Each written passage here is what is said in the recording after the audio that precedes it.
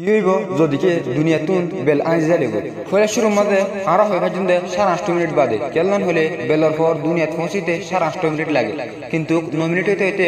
দুনিয়া গুঁড়া সাফ ক্লিয়ার আন্দার হয়ে যাবে আর আসমানের মাঝে জিয়ান নাকি আরা সান দেখি ইয়ানো দেখানো যাবো কেলনান হলে সানি আনো বেলার পর জরিয়া দেখা যাবে আর গ্র্যাভিটেশনাল পুল জনগণের জরিয়া দুনিয়ায় ফরওয়ার্ড মোশনের মাঝে উড়ে যাবে সোলার সিস্টেম তো নেলিওরে আউটার স্পেসের মাঝে পৌঁছে যাবে আর এক বছরের ভিতরে টেম্পারেচার -70 ডিগ্রি সেলসিয়াস পর্যন্ত পৌঁছে যাবে তার মানে গুঁড়া দরিয়া ফ্রিজ হয়ে যাবে কিন্তু কেমন হলে বরফের টপ লেয়ার ফ্রিজ হয়ে গেলে নিচের জিনিকি লেয়ার আছে ইনসুলেট হয়ে যাবে এগুলোর দলে নিচে হামাকা পানি ভাসি থাকিব আর নিচে পানি ভাসি থাকিলে জিনিকি দরিয়ার মুড়ের মধ্যে জানদার আছে ইন হইতে আরো 70,000 বছর জিন্দা থাকি পারিব বেলসারা কিন্তু জমিনের ওরে গাছ গোছলা সাফ ক্লিয়ার মরে যাবে কেমন হলে ফটোসিনথেসিস ছাড়া গাছ গোছলা বাঁচি থাকি না হারিব